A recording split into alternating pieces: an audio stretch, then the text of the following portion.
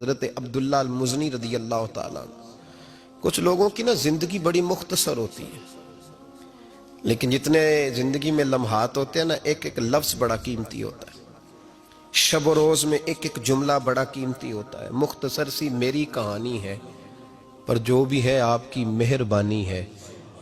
فرماتے ہیں کہ میرے والد بچپن میں انتقال کر گئے، مجھے چچا نے پالا تھا۔ اللہ نے میرے اوپر رحم کیا اور میں رسول اللہ کا غلام بن گیا۔ چچا اسلام کا بڑا دشمن تھا، تو مجھے نبی پاک صلی اللہ علیہ وسلم کا نام سننا معاذ اللہ جلال میں آ جاتا تھا سنتے ہی، لیکن مجھ سے رہا نہیں جاتا تھا۔ اب میں کیا کروں؟ میرا روز دل کرتا تھا مدینے جانے کو، روز۔ میری ماں میرے درد سے آشنا تھی۔ ایک دن میں تڑپ اٹھا، میں نے کہا اماں مجھے پتا ہے تو نے میری خاطر نکاح نہیں کیا، لیکن اماں میرا اب دل نہیں لگتا، چچا جانے نہیں دیتا۔ اماں کہنے لگی بیٹے جا، میری طرف سے اجازت ہے۔ کہتے ہیں میں جا کے چچا کے سامنے کھڑا ہوا، چچا میں نے جانا ہے۔ کہاں؟ پتہ اسے تھا مسلمان ہے۔ کہاں جائے گا؟ میں نے کہا مجھے مدینے جانا ہے۔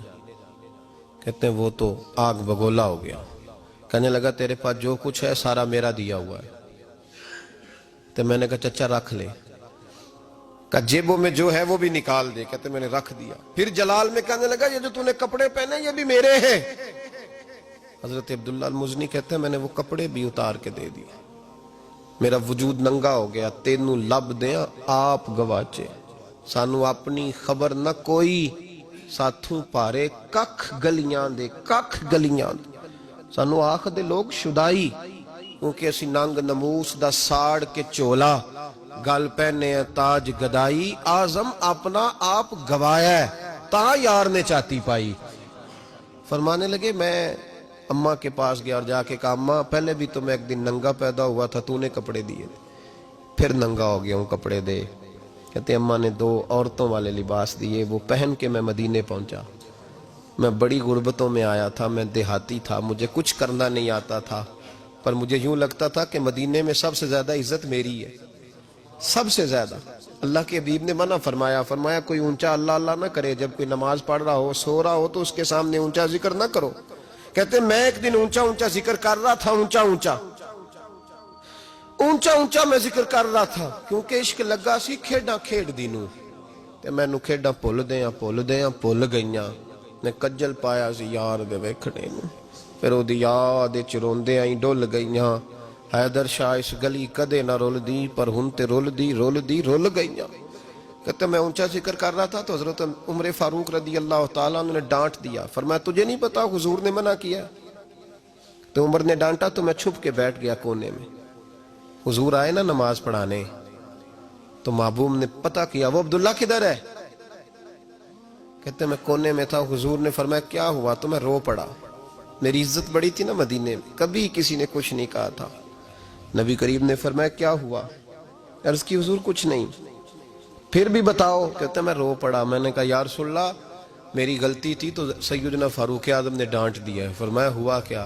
یا رسول اللہ میں اونچا ذکر کر رہا تھا، اور بات بھی ٹھیک ہے، کچھ لوگ قریب نماز پڑھ رہے تھے، حضرت عمر نے منع کیا۔ نبی کریم علیہ السلام نے فرمایا بلاؤ نہ ذرا عمر کو، خود قانون حضور نے بنایا ہے کہ اونچا ذکر نہ کرے جب کوئی نماز پڑھ رہا، بلاؤ نہ عمر کو۔ جناب عمر آئے تو حضور نے فرمایا عمر میرے عبداللہ کو کوئی نہ ڈانٹے، کسی ان پڑھ سے، کسی دیہاتی سے، کسی بھولے سے انداز دیکھے حضور کا، اسے کوئی نہ ڈانٹے۔ تو پھر حضور نے فرمایا تمہیں پتہ ہے یہ میرے لیے کتنی تکلیفیں برداشت کر کے آیا؟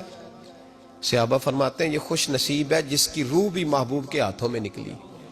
اور جب جنازہ اٹھا تو حضور کی داڑھی سے ہم نے آنسوؤں کے قطرے ٹپکتے دیکھے۔ مدینے میں رواج تھا کہ قبر میں قریبی عزیز اتارا کرتے تھے، پر ان کا تو مدینے میں رشتہ دار ہی کوئی نہیں تھا۔ حضرت عمر فاروق اور جناب ابو بکر صدیق کہنے لگے ہم قبر میں اتارتے۔ جب ان دونوں نے اٹھایا قبر میں گئے تو کہتے ہیں کمال دیکھو اللہ کے رسول ہم دونوں سے پہلے قبر میں اتر گئے، اور حضور نے یہ البدایہ والنہایہ میں موجود ہے، کب مجھے دو میں قبر میں اتارتا ہوں۔ کہتے ہیں حضور نے تنے تنہا پکڑا، تنے تنہا قبر میں اتارا، پسے مردن فرشتوں نے جو تلاشی لی تو کیا نکلا؟ فقط ایک دل کے گوشے سے خیال مصطفیٰ نکلا۔ نبی کریم علیہ السلام نے قبر میں رکھا اور ساتھ فرمایا اے اللہ میں آج شام تک اس سے راضی تھا، تو بھی اپنے کرم سے اس سے راضی ہو جا۔